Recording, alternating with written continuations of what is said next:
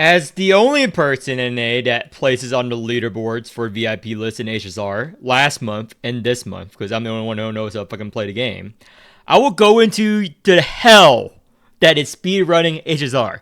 Now, this is so much RNG, it is so fucking cancer. Again, the best team is G Murphy. If you want to achieve top 5, you have to play a G Murphy team. It is so fucking RNG at the high levels to reduce the turn timer. It's fucking crazy because of the boss RNG. But this is the intro. I'll go over why it's RNG.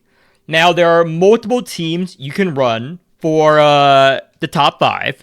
It is G Murphy, G Murphy, G Murphy. The only two things that set is G Murphy, Twill, and Riker. The last slot is flexible. This guy does it with Vortice. Vortice is probably the best. I don't have a whale Vortice. You can do it with Hamel. You can do it with Monchette. This last slot doesn't matter. Twill and G Murphy, essential. Riker, very important. Now, the optimal comp is not used by anyone with Riker, because there's only one Riker whale everyone uses. Again, I'll have clips of my run later on the video. I'm just talking about the comp right now.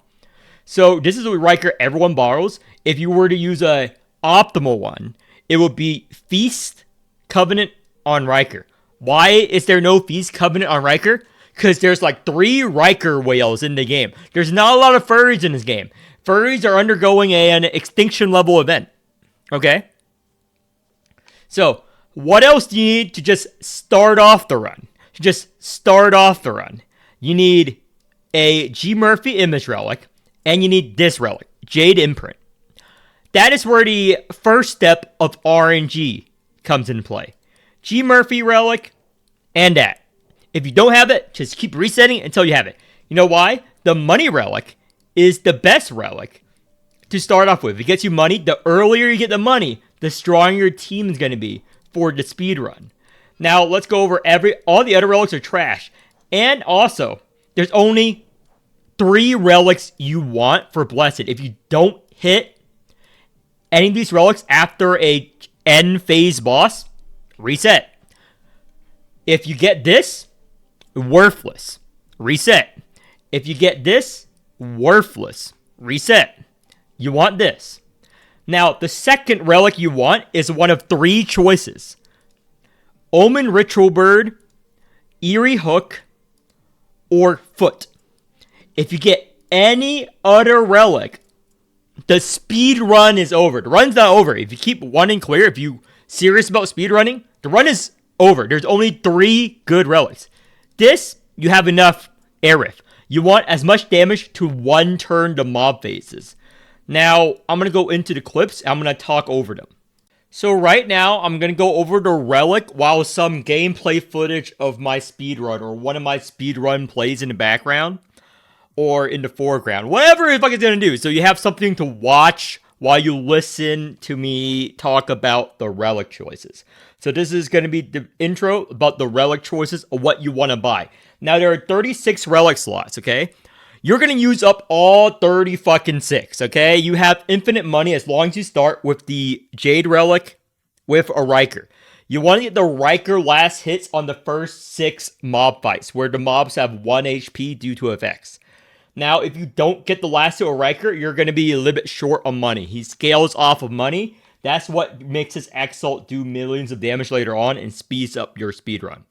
Now, let's go over the cursed relics first. These cursed relics are not gained from the shop. They're gained from RNG events. So you're not guaranteed to get these every run. That's another layer of RNG when doing these fucking speedruns, okay? It is god-awful. I wouldn't wish it on my first enemy. I want to get top, as long as I'm top 5, even top 6, top 10, I don't care. As long as I get my 30 whatever turns, I'm happy, because I know that a lot of people won't go into that effect. Will I ever aim for fucking 20 turns? Maybe, maybe not. I need to whale out on like Vortex or like Hamel in order to go down. I need to whale out on fucking wheels. I need to whale out on plus 12 wheels. I'd rather just make unit guides. So let's go over Trickster's Hat. This, always grab. If you see this option, grab it. because it's an extra draw 1 card and you pick cards to discard, which means you can discard evil effects, negative effects, or discard Abyss Him, blah, blah, blah. Good. Eerie Hook. Too hard to trigger. If there's something better. This. Too hard to trigger. This. Pretty garbage. This, good. Grab this. Salvific Limb. If you have nothing else, it's okay. It's not going to help you. I would skip it. Why would I skip it? Because remember, you only have 36 relic slots. This does not give you a lot of damage. Pathfinder name, skip. Black Candle. Good. Grab it. Wailing Bell. Yes. Grab it. Nightmare Manifest. Skip. This is cancer. Okay, this is cancer. You want that key flare. Skip. You're not playing this realm. This. Skip. So those are all of the cursed relics. Now let's go to the bare meat of the video. Fucking regular relics. You want True North Compass. For the turn start, draw 2 cards. You want as many options every turn as possible. This gives you more options, so you have the 1-turn mob battles. You need to have 1-turn mob battles. If you don't, runs over. Obviously get this. Max Riff, good. This, only if you have no other options. There are probably better options. This is mid-tier. This is usable. Cup, obviously, is good. This, must buy. Tilt the scale. So if you see a tilt the scale, buy immediately. If you see Easter Moment, buy it immediately. Easter Moment is very good. You want to exalt at the star battle to 1 turn. You want to 1 turn. This is very important. Crimson Brooch, auto buy. You need that starting strength. Again, you want to 1 turn every mob fight. If you 2 turn it, you're not getting top leaderboards. I'm sorry. Counter Relic, skip. This is skip. This is passive. It's a waste of a slot. Anything that gives counter or poison, you skip. Neurotoxin, skip. Poison. Weeping Pipe, auto buy. Base damage, very important for the turn 1 kills. Serpent's Hunt, unfortunately, is very good. Skip. You don't care about survivability. You want relics that boost your fucking damage so you can 1 turn get your turn counter down as much as possible. Stellar Brew, unfortunately, skip. Too hard to trigger. 5 uses of Exalt. Yeah, good fucking luck, my dude. Brand new wallet, auto buy. Why? Draw 2 cards, gain key flare.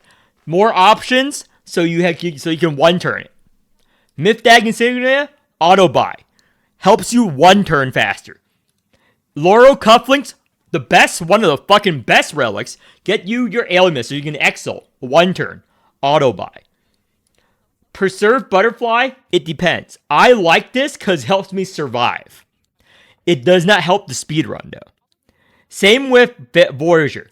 Voyager and Preserve Butterfly, these both help you survive. If you're very desperate for survivability, you grab these 2 because they get you key flare. Fleeting Butterfly, garbage, skip. Our Home, auto buy. You want that strength for the turn 1 kills. This relic, skip. Counter, garbage. Poison, garbage, skip. Celestial Globe, auto buy. Relic of the Past, insanely good. Auto buy. If you don't buy this, Relic of the Past, you are living in the past, motherfucker. Okay? Why? Not because of triggering the R. We're not going to trigger the R that much. It's because of this effect at the start of battle. Gain key flare. Because your key flare is nerfed every time the battle is over. So this regen your key flare. So you can rouse first turn to that 1 turn. So you have to buy this. Foreign Stamp Emblem. Skip. Why do you skip this, flares? Because it only triggers the next turn. You want to 1 turn every mob fight anyway. So you're not going to use the retain or prepare. You want to kill fast anyway. Agate, auto buy. One of the best relics. Gives you that big strength so you can one turn. Iron Lock, okay. If you're desperate, get it. Rusted Lancet, if you're desperate. Not that good. Highest Honor, skip. Your HP is not going to be below 25%. If it is below 25%, the run is over. You probably died later on in the fight. Silent Prelude, auto buy. You need that fucking strength to one turn everything.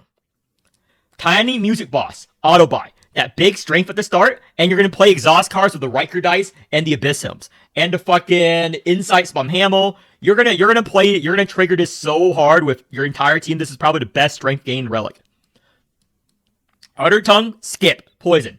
Poison, skip. Poison, skip. Poison, skip. This, poison, skip. Poison, skip. Counter skip, counter skip, counter skip, counter skip, counter skip, counter skip. You see what I'm going to? This one, skip. You're not care about the first 5 attacks. First 5 attacks are going to each be an individual tentacle. Skip. This, only if you're desperate for survivability, I would skip. This, good. Bone.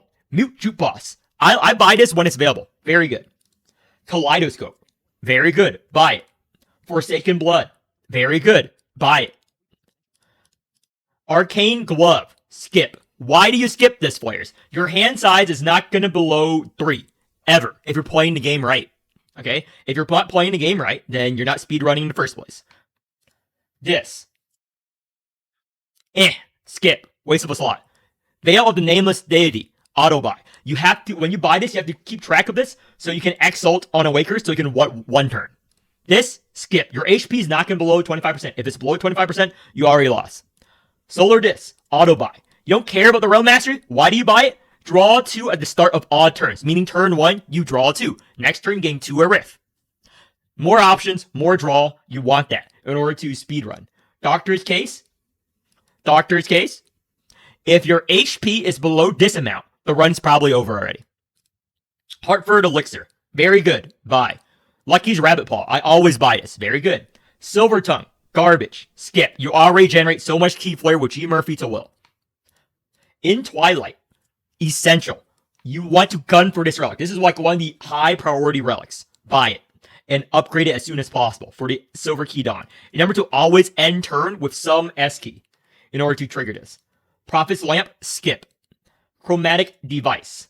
Only if you have everything else for Key Flare regen. If you're missing some Key Flare regen, you can skip. Now we're going to skip Ultra because Ultra is not used for speedrunning. Caro's not used for speedrunning. Acre. Chant of the Tides. Very good. Buy it. Severed Headworm. Actually, skip. Why? Trigger once every 3 turns. Everything's going to die first turn. If it doesn't die first turn, you're not speedrunning. You're just playing the game normally. Nameless Appendage. Buy if you need the survivability. I always buy this because I value that. I don't gun for number 1. I gun for the best possible record. I don't want to reset too much. This is very good for actual boss fights because you're going to want to white stance sometimes. Lemurian's Delight. Very good. You buy it for the turn 1 kill. Yellow Snail. One of the best fucking blue relics. You have to buy this and upgrade it. Submersible Helm. This is the bread and butter of the comp. This is the most important relic in the entire game for the speedrun because of the tentacle damage increase. If you don't have this relic, you're probably not going to complete the speedrun very well. So that goes over all the relics besides the image relics. You want to get everyone's image relics, okay? So every run, you want to gun for every relic I mentioned, and all those relics will fill up the entire slot. Now, why is G Murphy the best comp to speedrun? And that's why 100% of speedrun comps use G Murphy. Why is G Murphy? Because she's the strongest unit in the game. And she's the only one that can skip a turn. So it's minus 1 turn on every boss fight. Why is this, players? Because sacrifice triggers after the enemy turn ends, but it does not count as an extra turn. So as you see in the clip here, or the one that I'm going to put for future players going to edit into this. This is not my editor. I'm editing this video. So for this scenario, it counts as 1 turn. It counts as 1 turn. So when an elite boss, which means the middle bosses of each stage, dies to the first hit when you're bursting them, then it's going to face, and then your sacrifice is going to tick, and then it's going to die. All that is 1 turn. So multiply that times 6, 3 mini bosses and 3 bosses, that is 6 turns safe, on top of her being the strongest unit in the game. Contrary to fucking what some garbage players say. It's undoubtedly she's the strongest unit in the game. I already said so much during Annie. She's too good. She's broken. That's why she's used in every fucking speedrun. That's why, unless you're a fucking clown of a person, you acknowledge that she's the best unit in the entire game. Period. So that is the main reason why she's in every fucking comp. Even if they make a unit that's 50 times stronger than G Murphy, she's still going to be used in every speedrun just because of sacrifice and how it works. How sacrifice still triggers and does not count as a turn. That is 1 turn save. That's like ultra turn cheating, but except for you use it in every boss fight, every mob fight. That sacrifice tick, 1 turn, folks. So yeah, nothing will beat minus 6 turns. There's no comp in the game that makes up for 6 turns gained. That's why she's used in every speedrun. That's why she's going to remain in every speedrun. As long as bosses have invuln, she cheeses the invuln because of sacrifice. Until they nerf this, you're going to see her in every speedrun comp. Now, right now, I'm going to play this Pikmin Elite boss a bit slower so I can explain how the infinite combo turn works for elite fights. Now, ideally, you do this in 1 turn, but I move it to 2 turns. You can always do it 2 turns, always every mini-boss fight. Every mini-boss fight, every stage, should always be 2 turns. If it's not 2 turns, reset. You are not going to get on the leaderboards. I'm sorry. You have to 2 turns or less, or 1 turn even. All this, and you do it by rousing G Murphy the first turn, and the second turn you rouse to Will. So you set up, and then you red stance, as shown here, and then you wing it up, and then you make sure your hand is clear. I exo onto Will here, because I need to find a way to charge up my G Murphy to overexalt. So I pick 3 cards, always pick 3 cards. Never pick 2 cards. Never pick 0 cards on Blue Will. If you do, you're a fucking trash player. So, then you fill up the G Murphy. Bada bing, bada boom. And then make sure you have 3 hand space. And then you G Murphy exalt and go to town. And then it's a pretty long turn, which I'll speed up in the video. And then you deal a shit ton of damage. The Riker exalt, the Hamill exalt is there in case you need that extra bit of damage. Sacrifice. Now, the goal is to build up enough sacrifice stacks once you clear out the entire bar so that it one-shots the boss when it phases. Because the boss is going to remove his invuln. And then the sacrifice is going to proc after his invuln's over. So you need to do exactly enough sacrifice damage that the boss dies or a mob dies to just sacrifice damage in this phase 2. This means you can skip the phase 2. This is also how you play G Murphy in the endgame D-Tides. You ignore the phase 2 of any boss. You spend the first few turns scaling in phase 1 where the boss is weaker. And then in phase 2, you don't have a phase 2. The boss is dead. This is generally what you do on G Murphy, which is why she's the strongest unit in the game. You can ignore every boss's phase 2 if you play like this.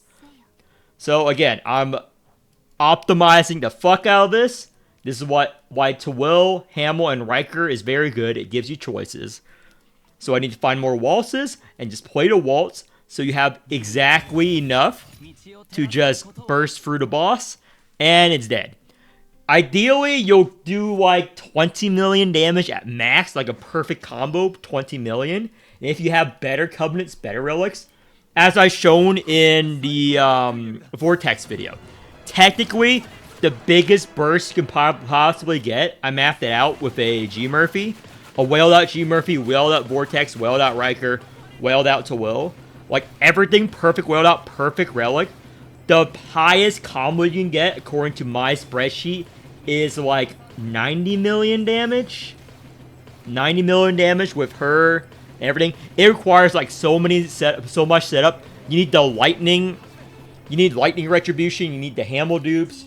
You need everything. But theoretically, the best combo is close to 100 million damage. And there's no team in the game that comes close. Pollux doesn't even come close. Monchette doesn't come close. And those are fucking garbage units. Tawil doesn't come close by herself. There's no unit in the game that can do 100 million damage. And in this clip, we do a little over 20 million damage, I think. I think it's 25 million damage, if I'm correctly. So yeah, this is 25 million damage.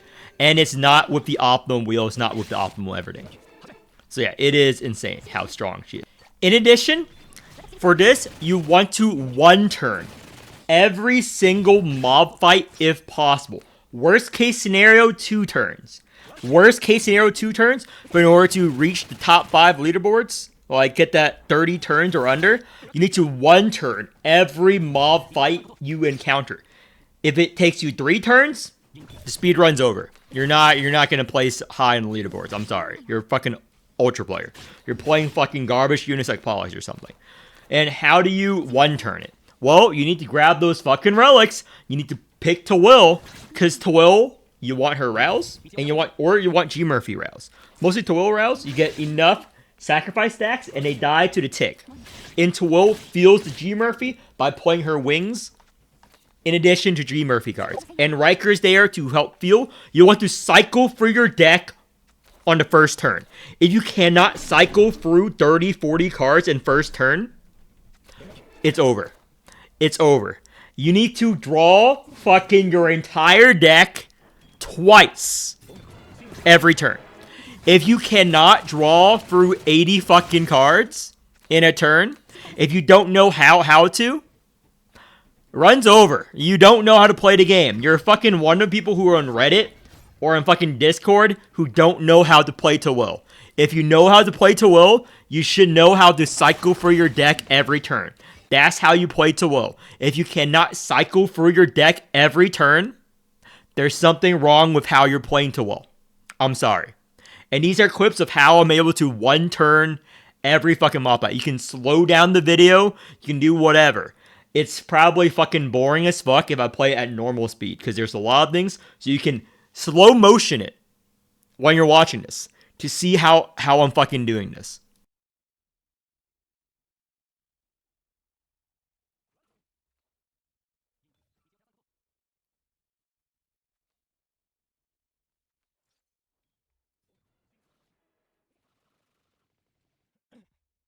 Lastly, boss fights. I'm going to go back to the clip so you can watch some exciting gameplay segment.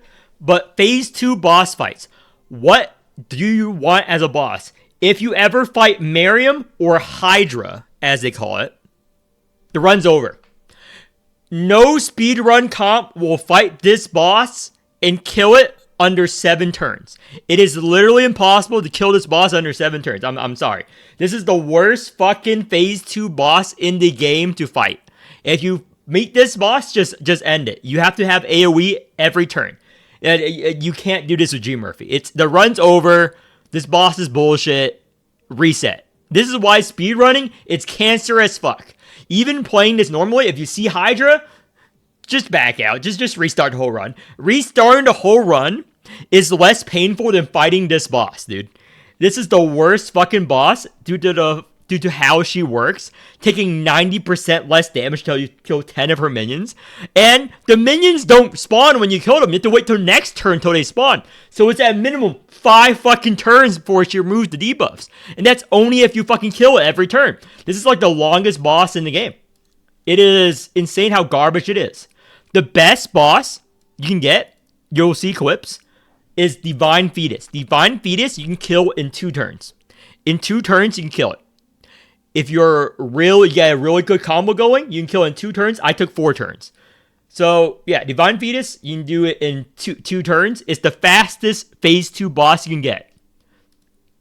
What happens if you fight dies? Reset. Too long. Too long. The minimum amount of turns it takes to kill dies is 4 to 5 turns, because she has 5 invuln phases. So you kill her first turn. Let's say you get a good combo going first turn. You kill her. She gets invuln, she spawns mobs. Then the next turn. Next turn, you kill the mobs. She comes back. She's most likely still invuln. Or and then you kill her, she summons mobs again. That's another turn. And then back to her, you kill her again, a third wave of mobs. You kill the mobs, she's back, 2 more HP bars. It's a minimum 5 turns, assuming you fucking somehow shit out damage every fucking turn. It's not even good on it going on G Murphy comp, because you have to figure out a way to shit out damage every turn forever. And you can only red stance once every 3 turns, my boys. So yeah, Dies boss, god awful. Even on most teams, is one of the worst boss to run into for speedrun.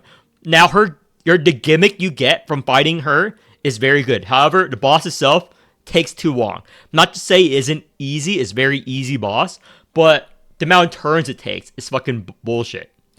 The second best boss is Twins. Now, Twins is a very, very, very good boss to fight.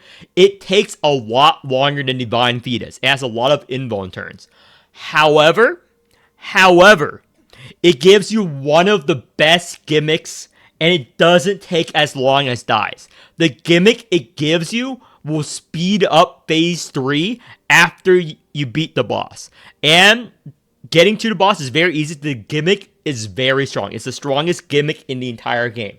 So this boss will take a bit longer, but the gimmick you get will speed up everything else about the run. So it will take you roughly 4 to 6 turns to kill Twins optimally. However, with a good vortex comp, you can get it down to 3 to 4 turns with a vortex. Assuming the stars align in your favor is highly unlikely. When I do the speed runs for this boss, it normally takes me 5 or 6 turns to kill Twins. So yeah, Twins, great. Now let's go over the fucking last stage. Phase 3. Now, unlike fucking phase 2, which 2 of the 4 bosses means your speed run is over. For Arc 2, 3 out of the 4 bosses are good. There's only one boss which ends your speed run, which is the Chapter 4 boss. This boss has too many HP bars. Too much reinforce even with Vortex. It's a long slog. At best, you get 5-6 turns. At best, to kill it, 5-6 turns. And all the seals, yeah, it's a fucking bad boss to do a speedrun on.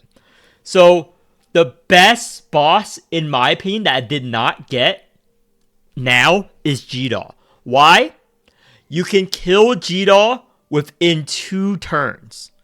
Maybe you can kill G-Doll within 2 turns easily with Vortex. By removing the reinforce, now with Vortex, you can kill it in 3 turns. G-Doll's dead. G-Doll's dead in 2-3 turns. She's the weakest fucking boss you can get in the speedrun.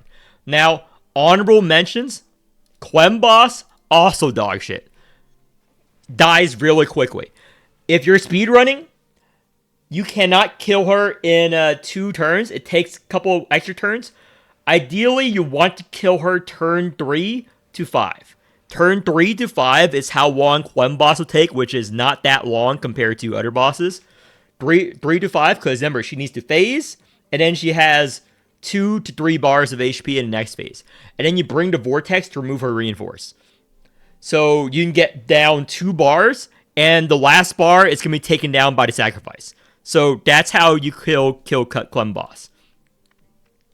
Next boss is Dorosine boss. Dorosine boss, the top speedrunner did, you need to kill it within 2 turns. If you don't, it becomes an 8-turn boss fight. Y flares. If you push it very early, it will just die without getting to phase 2. That's one of the exploits or bugs about Puppet of Putrid. If you manage to kill it really, really, really fast, it does not get a phase 2. It's the only Arc 2 boss that does this bullshit or good shit. However, if you take longer than 2 turns to kill it, You will get a phase 2 no matter what. No matter what, you will get a phase 2. That's why my run took 8 turns. Because I wasn't able to kill it in the first 2 turns. My G Murphy was not strong enough. So that's unfortunate. I'd rather face G-Doll, for example, than Puppet of Putrescent. So if your G Murphy is very, very strong, kill this boss in 2 turns. It's the fastest boss you can kill Arc 2. If your G Murphy cannot kill in 2 turns, it's going to be an 8-turn boss fight. I'm sorry. So it's either going to be 8 turns or 2 turns. This is like the most swingy bosses in a speedrun. And that concludes my speedrun video. Now, the video might continue with more scenes or it might end right now. So see you guys next time.